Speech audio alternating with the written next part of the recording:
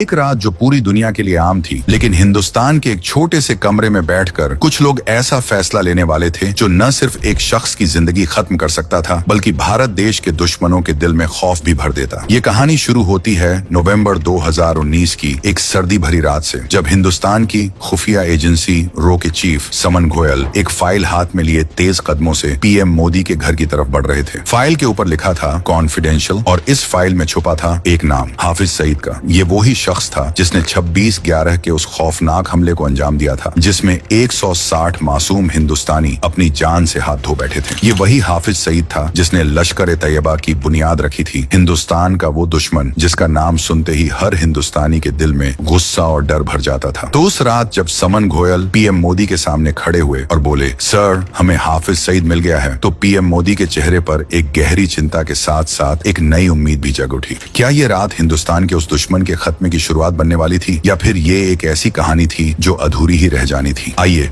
चलिए इस कहानी के सफर पर, जहां हर कदम पर खतरा था, पर हर फैसला दिल धड़का देता था और हर पल में एक नई चुनौती छुपी थी। उस रात जब गोयल साहब पीएम के घर पहुंचे तो उन्हें 15 मिनट से इंतजार करना पड़ा। रात के 12 बज रहे थे और पीएम मोदी जब उनके सामने आए तो उनकी आवाज में थोड़ी सी हैरानी थी। उन्होंने कहा, गोयल साहब इतनी रात को क्या काम पड़ गया जो आप यहाँ तक आए? गोयल ने एक गहरी सांस ली और बोले, सर हाफिज सईद हमें मिल गया है। ये सुनते ही पीएम मोदी के चेहरे का रंग बदल गया। हाफिज सईद ये नाम सिर्फ एक शख्स का ही नहीं था, बल्कि उस दर्द की याद भी था जो 26/11 के उस हमले ने हर हिंदुस्तानी के दिल में छोड़ दिया था। ये वो शख्स था जिसकी वजह से कई घर उजड़ गए, कई माँ के आंसू थमे नहीं और कई बच्चों के सपने छिन गए थे। पीएम मोदी ने तुरंत कैबिनेट कमेटी ऑन सिक्योरिटी की एक बैठक बुलाई और रात के अंधेरे में ये फैसला लिया गया कि अब यूएन में अपील करने या अमेरिका के जरिए पाकिस्तान पर दबाव बनाने का वक्त नहीं है। अब वक्त था एक ऑपरेशन का, एक ऐसा ऑपरेशन जो हाफिज सईद को उसकी अपनी जमीन पर उसके आईएसआई के मालिकों के सामने खत्म कर दे। जब गोयल साहब ने ये ऑपरेशन का जिक्र किया तो पीएम मोदी ने पूछा, ऑपरेशन से आपका क्या मतलब है? गोयल ने सीधे शब्दों में जवाब दिया, सर हम हाफिज सईद को पाकिस्तान में ही मारेंगे, और वो भी पाकिस्तान की खुफिया एजेंसी आईएसआई के सामने। ये सुनते ही बैठक में बैठा हर शख्स चौंक गया। अजित डोभाल जो अपने वक्त के सबसे तेज दिमाग वाले इंसानों में से एक माने जाते हैं, कुछ पल सोचने के बाद बोले, मुझे लगता है इससे बेहतर मौका सईद को खत्म करने का नहीं मिल सकता। उन्होंने पीएम मोदी की तरफ देखा और सर हिलाया, जैसे कहते हो कि ये फैसला सही है। पीएम मोदी ने भी उनकी बात पर सहमत होते हुए ऑपरेशन को हरी झंडी दे दी। इस तरह उस रात ऑपरेशन अलविदा का नाम चुना गया, एक ऐसा ऑपरेशन जिसका मकसद था हाफिज सईद को उसकी आखिरी सांस तक पहुंचाना। लेकिन ये सफर इतना आसान नहीं था। हाफिज सईद को पकड़ना मतलब हाथी की दांत पकड़ना जैसे था। हाफिज का पता तो चल गया था, लेकिन उस तक पहुंचना और उसे खत्म करना उतना ही मुश्किल था जितना जहन्नुम में घुसकर शैतान को मारना। हाफिज सईद लाहौर के जौहर टाउन में रहता था, जहाँ की जिंदगी उसके लिए एक अलग दुनिया की तरह थी। जौहर टाउन का ये इलाका लाहौर का सबसे पोश हिस्सा था और सईद का घर एक ऐसी जगह पर था जहाँ तक पहुँचना आसान नहीं था। उसके घर तक जाने का सिर्फ एक रास्ता था और वहाँ पाकिस्तान पुलिस दिन रात पहरा देती थी। और जब भी सईद घर से बाहर निकलता तो एक मिनिस्टर की तरह कन्वॉय के साथ चलता था। आखिर वो आईएसआई का सबसे बड़ा आदमी जो था। रो का पहला काम था सईद के घर के पास एक बेस बनाने का, और ये बेस उन्हें मिला दुबई में। दिसंबर 2019 की बात है, जब दुबई की एक जेल में एक पाकिस्तानी शख्स नवेद छोटी सी चोरी के इल्जाम में 6 महीने से बंद था। लेकिन एक दिन वासे नाम के आदमी ने नवेद की बेल करवाई और उसे जेल से बाहर निकाला। जब नवेद ने वासे से पूछा, आप कौन हैं और आपने मुझे क्यों मदद की, तो वासे ने जवाब दिया, मैंने तुम्हारी मदद नहीं की, बल्कि तुम्हें इसलिए बाहर निकाला ताकि तुम मेरी मदद कर सको। वासे ने नवेद को बताया कि उसका पाकिस्तान और दुबई में बड़ा बिजनेस है, लेकिन वो अकेला इसे संभाल नहीं पा रहा। उसने नवेद को एक ईमानदार पार्टनर बनने का ऑफर दिया। नवेद जो दुबई में वैसे भी कुछ खास कर नहीं पा रहा था, तो उसके लिए ये ऑफर एक सुनहरा मौका था। उसने थोड़ी सी हिचकिचाहट के बाद वासे को इस काम के लिए हाँ कर दी। कुछ महीनों बाद वासे ने नवेद को 50 लाख पाकिस्तानी रुपए दिए और पाकिस्तान वापस भेज दिया। पाकिस्तान पहुंचते ही वासे का फोन आया, नवेद भाईजान सब ठीक है ना? बिजनेस थोड़ा स्लो चल रहा है, तुम लाहौर के सेंटर में एक अच्छा सा घर रेंट पर लो और काम संभालना शुरू करो। उसके बाद नवेद ने कुछ दिन ढूंढने के बाद जौहर टाउन में एक मकान रेंट पर ले लिया जिसका नंबर 120 था। और जैसे ही उसने ये घर लिया, रो और हाफिज सईद के बीच की दूरी सिर्फ 100 कदम की रह गई। असल में वासे कोई बिजनेसमैन नहीं, बल्कि रो का एक अंडरकवर एजेंट था और नवेद का घर वो बेस बन गया जो रो को हाफिज सईद तक पहुंचने के लिए चाहिए था। अब नवेद के घर में वासे के बिजनेस के बहाने रो के एजेंट्स आने लगे। नवेद जो जेल से निकलकर अब एक नई जिंदगी जी रहा था, उसको इन मेहमानों से कोई दिक्कत नहीं थी। आखिर वो वासे का नौकर जो बन गया था। अगले 6 महीनों में रो के एजेंट्स ने सईद की जिंदगी का हर छोटा बड़ा राज जान लिया। सईद के घर दूध कौन लाता है, बिजली जाती है तो इलेक्ट्रिशियन कौन आता है, अखबार कौन लाता है, हर चीज उनके कागजों में लिखी जा चुकी थी। ये सारी जानकारी दिल्ली में रो हेडक्वार्टर्स तक पहुंची और समन घोयल भी अपने देश के सबसे बड़े दुश्मन की पूरी कुंडली देखकर खुश थे। रो अब सईद को खत्म करने के बिल्कुल करीब थी, लेकिन इसी बीच कुछ ऐसा हुआ जो रो के आंखों के सामने से छुप गया। नवेद हर हफ्ते अपने परिवार से मिलने जाता था और रो के एजेंट्स ने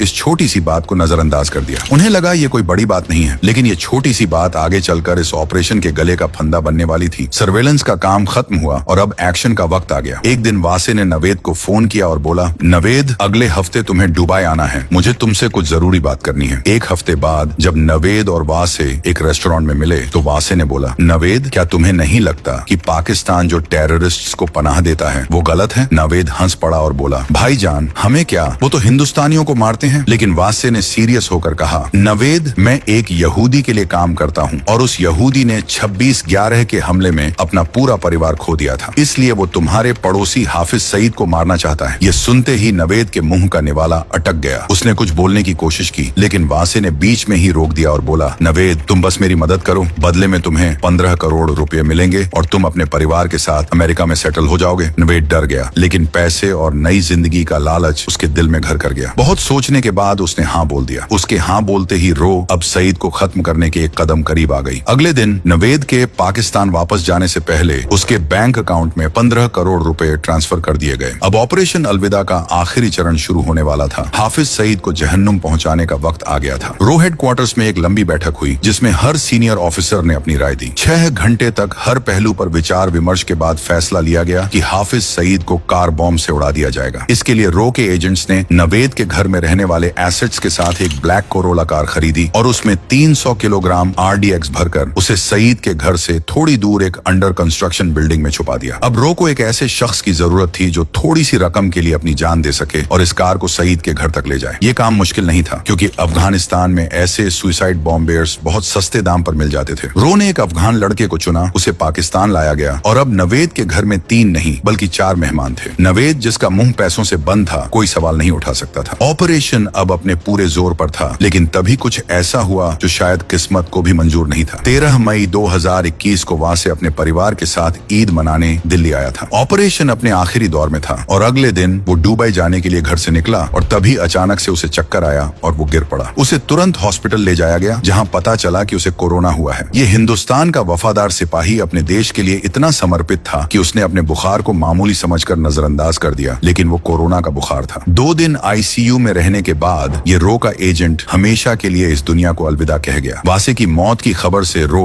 हेडक्वार्टर्स में सन्नाटा छा गया। एक तरफ उन्हें अपने एक काबिल ऑफिसर के जाने का दुख था, तो दूसरी तरफ पाकिस्तान में कुछ ऐसा हुआ जिसने इस पूरे ऑपरेशन पर सवाल खड़े कर दिए। नवेद, जो हर हफ्ते अपने परिवार से मिलने जाता था, उस दिन लाहौर से निकला, लेकिन उसकी गाड़ी अपने घर नहीं बल्कि एक सीनियर ISI ऑफिसर के घर रुकी। असल में नवेद कभी वफादार नहीं था। उसे शुरू से वासे पर शक था और जब वासे ने उसे सईद को मारने की बात बताई तो उसका शक यकीन में बदल गया था। उसने उसी दिन फैसला कर लिया था कि वो पैसे लेगा और ISI को सब कुछ बता देगा। जब वासे का फोन कई दिन तक नहीं आया तो उसने मौका देखा और ISI के सामने सारी बात खोल दी। ISI ने तुरंत नवेद के घर पर रेड मारी, लेकिन रो के एजेंट्स भी कम चतुर नहीं थे। उन्हें नवेद के घर न आने से शक हो गया था और वो उस अफगान लड़के के साथ ISI के पहुंचने से पहले वहां से निकल गए। रो ने ISI को चकमा दे दिया, लेकिन अब सवाल ये था कि ऑपरेशन को आगे बढ़ाया जाए या नहीं। ISI ने हाफिज सईद को रो के प्लान के बारे में बता दिया था और उसके घर की सिक्योरिटी दुगनी कर दी गई थी। पहले सिर्फ मेन गेट पर पुलिस होती थी, लेकिन अब घर से 10 मीटर पहले बैरिकेड लगा दिया गया। ऑपरेशन अलविदा अब लगभग फेल हो चुका था। समन घोयल एक बार फिर PM मोदी से मिलने आए और बताया कि ऑपरेशन अपने आखिरी दौर में आकर कैसे उलझ गया। PM मोदी ने थोड़ी देर सोचकर बोला, घोयल साहब, आपने यहाँ तक पहुँचने के लिए बहुत मेहनत की है। मैं खुद नहीं चाहता कि हाफिज सईद हिंदुस्तान को इतना दर्द देने के बाद चैन से सो सके।